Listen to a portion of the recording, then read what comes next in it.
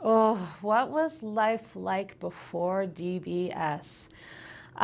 Since high school, I had been in the cloud, and I don't even think I knew what normal was, because normal was just sad. And as my life went on, there were so many medications and combinations of medications and doses of medications. And psychiatrist after psychiatrist and doctor after doctor, I had electroconvulsive therapy, 24 treatments all in all. I had transcranial magnetic stimulation. Basically, you name it, it was available to me. I had it. I'm a researcher, that's what I'm trained as, so I knew what some of the technologies were, and when I found out about DBS, I had always logged it in my brain as, well, maybe one day, but never thought it was possible, and so there were hospitalizations, there were suicide attempts. It was pretty dismal. Why would I consider putting something inside my brain and turning the battery on? It was basically last ditch. I was, again, at that point where I had basically tried everything and nothing had worked, or at least not for long. And so I said to myself, well, I can't go through with a suicide plan until I've tried everything. So I guess this is the last thing to try. And so it was a last-ditch effort. But I'd done a lot of the research as well. As I said, I'd been on my radar for a while. And I know the brain a bit. And I thought, well, it could work. Could work. How did I make that decision to say yes? It was consultation with, of course, my partner. And there's a child involved as well. He's just a baby. But nonetheless, there was thinking about that.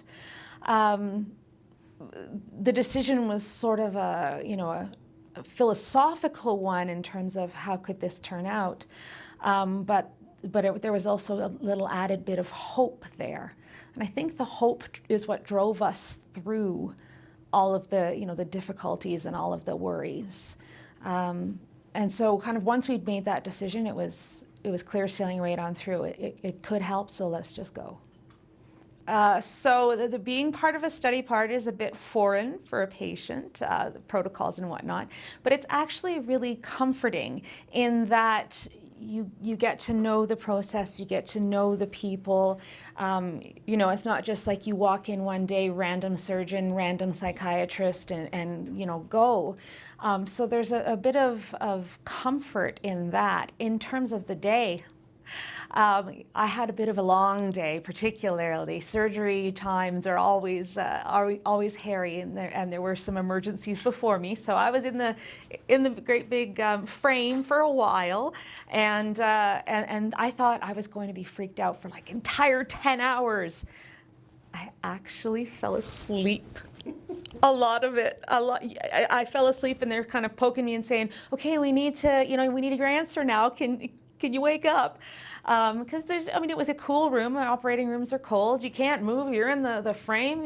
You've put in like nice warm blankies over me. What am I supposed to do? I didn't sleep the night before. So it wasn't as bad not nearly as bad as I thought. And it wasn't nearly as painful either. I mean, of course, you're frozen. It's not painful during the surgery, but even afterwards, I didn't wake up with some kind of, throbbing aches where all of this had happened. So, that was surprisingly easy. The stay in hospital, I was there over Easter, so I stayed in for a full week before I had my battery implanted. And I was on a floor where my family lives in Edmonton, not in Calgary, so they went back, and I'm there all by myself.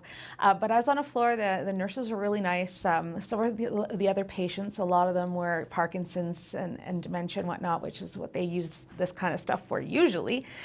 So there were some nice people to talk to. The hospital was nice. That part wasn't bad either. I missed my family, but that part wasn't bad. Getting the battery implanted, held a pack of peas on it and drove home the same day. So that part wasn't bad either. I didn't think it was going to work. Life now with deep brain stimulation, I truly didn't think it was going to work when I started. I mean, I was depressed, so everything was negative and whatnot.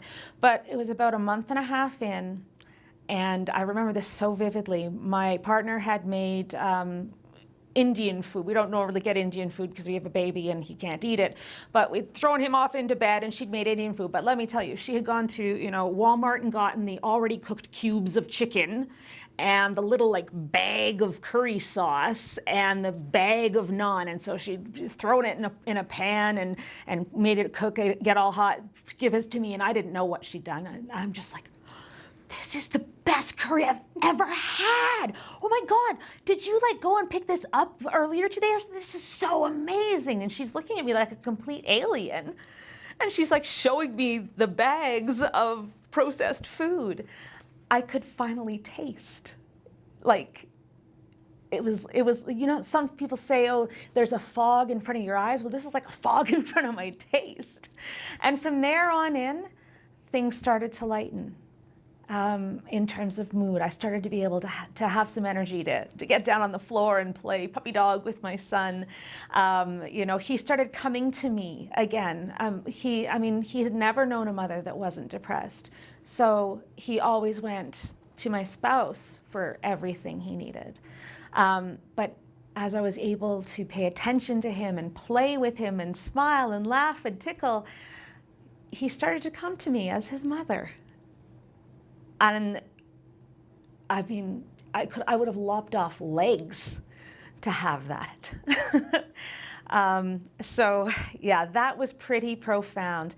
In terms of my career as well, I mean, I was doing a job, I was working, profoundly depressed, but working, not a choice. My spouse was, immigrant, not yet able to work, and I had a child, and somebody had to earn the money, and so I was able to go. I was working at a job that was, 10 levels below what I really could do, but I was able to go in and do it on autopilot. Since I've started feeling better, however, I applied for the jobs and I got the promotion and I got the dream job now. The job I could never have done while I was depressed. I mean, I'm a researcher, as I mentioned, and I actually am now finally having a job doing research like I was trained to do. And I just couldn't do it. I couldn't do the applications while I was depressed. I couldn't have done the work. I couldn't have concentrated. My memory was horrible. I had no energy to do anything. I needed to be on autopilot, and I don't need to be on autopilot now. And I didn't even know life could be this much, because I'd just always been depressed. And I keep asking people, even now, it's been almost a year, and even now I'm like, is this what normal feels like, guys? Is this how it's supposed to feel? Because I'd never experienced it before in all my life. So yeah, life's on the upswing now. I do still wander around thinking, what if I relapse? I've had drugs that started to maybe work a little bit before, and I always got worse again. And so I think, God, is this ever going to get taken away from me? Like I said, it's been almost a year. Even if it stopped right now, if the whole thing stopped right now and all I had that was that year, it still would have been worth it. It was the best thing I can think that I could have done, in hindsight. Yeah, that's always a fun one, because, before, when there were downs, they were really, really down. And when there were ups, they were, well, probably just an accident. But now, I mean, stressful things are happening. There's traveling, there's interviews, there's new jobs, there's new roles in life. And I can take it more in stride. Do I still, stuff happen and I freak out and I cry and I go and I eat Starbucks cake? Yes, I do. I'm told now that's normal. I'm told that that's a normal reaction to extreme stress. So I'm able to cope with it. Stuff doesn't get me down and keep me knocked down. I'm not going to say I don't get sad or I don't feel stress or I don't get anxious. I do. But it's that piece, that resiliency piece. I always roll my eyes, resiliency, but it's so true. It may take me a day, but I can bounce back. So far, I've always bounced back. Hasn't kept me down yet, and it's been a year, so. what would I like to share with people living with depression? Well, there's the standard one, you are not alone. We all think we are. We all think we're the only ones, and the stigma's so bad and you can't talk about it to anyone, and that's utterly untrue. And I mean, this one, never give up is so trite and so senseless to say to someone that's in the throes of depression. But I gave myself kind of the edict, well, never give up isn't going to happen, but don't give up yet. Try everything. If it's scary and you might die in the process, you might die anyway. You might die by suicide anyway if you don't.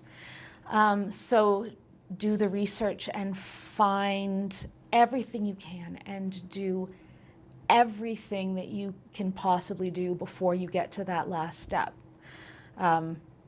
Short-term answer to a permanent problem, yes, again, I roll my eyes, but I'm just glad that I bothered to do the research and got into the study, and yes, have to come to many appointments, and I live in Edmonton. It could have been such a drama. And I had written a letter before the surgery. I was very concerned at brain surgery, right? I had written a letter to my son, just in case.